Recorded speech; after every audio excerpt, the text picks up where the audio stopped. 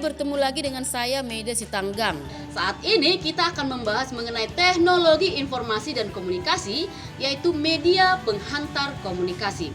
Teknologi komunikasi terus berkembang sesuai dengan peradaban manusia. Teknologi komunikasi digunakan sebagai alat untuk saling berkomunikasi dan memberikan informasi kepada orang lain. Nah, anak-anak ibu, tahukah kalian media informasi yang paling terkenal dan paling banyak digunakan saat ini? Ya, internet.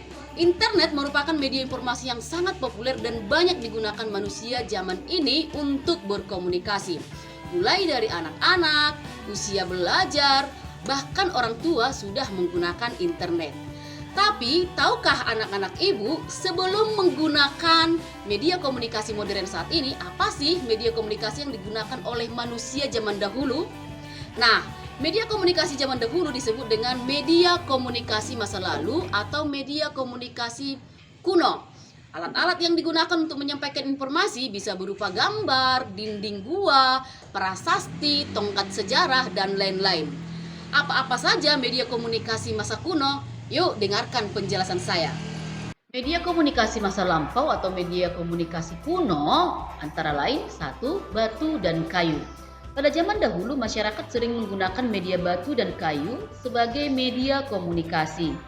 Kayu diruncingkan dengan tujuan untuk dapat menggores permukaan batu yang akan dipakai sebagai media menulis.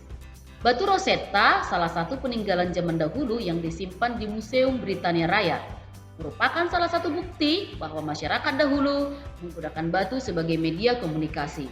Batu Rosetta merupakan hieroglif Mesir kuno yang diyakini ditulis pada 7 hingga 5 sebelum Masehi. Daun lontar. Daun lontar merupakan salah satu media komunikasi yang digunakan sebagai media berkomunikasi pada masa dulu.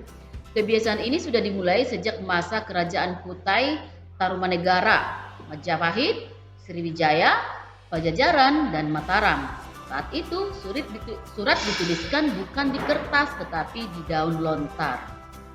Kentungan dan lonceng. Untuk menyampaikan informasi maupun pesan kepada orang banyak, masyarakat zaman dahulu menggunakan lonceng atau kentungan sebagai media. Lonceng atau kentungan akan dibunyikan sebagai penanda pesan. Biasanya masyarakat zaman dahulu memiliki kode suara sebagai cara untuk menyampaikan isi pesan. Saat ini, media komunikasi menggunakan kentungan maupun lonceng masih digunakan oleh masyarakat. Kentungan digunakan untuk membangunkan sahur pada masa-masa puasa untuk yang beragama Islam.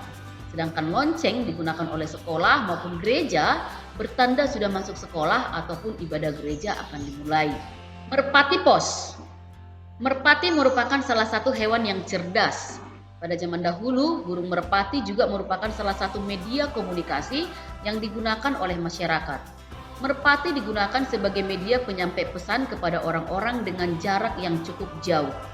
Pada masa perang, merpati dimanfaatkan sebagai penyampai pesan militer.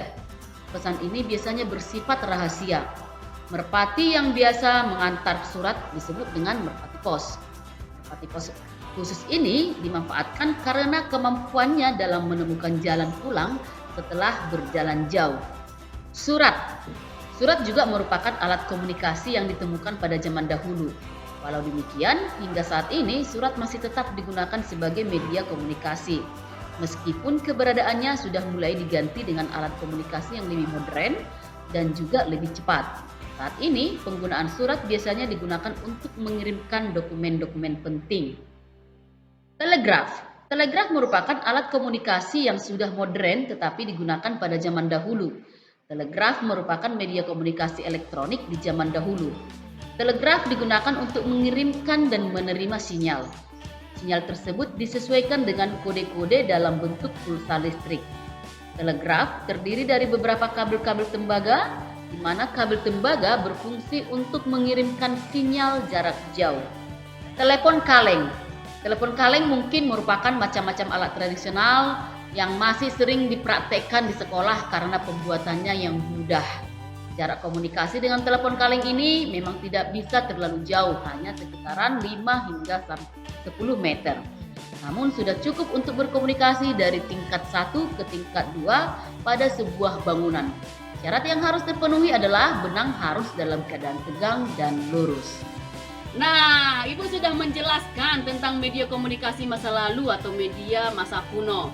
Ibu harap anak-anak Ibu bisa memahaminya sehingga anak-anak Ibu bisa mengerjakan tugasnya dengan baik.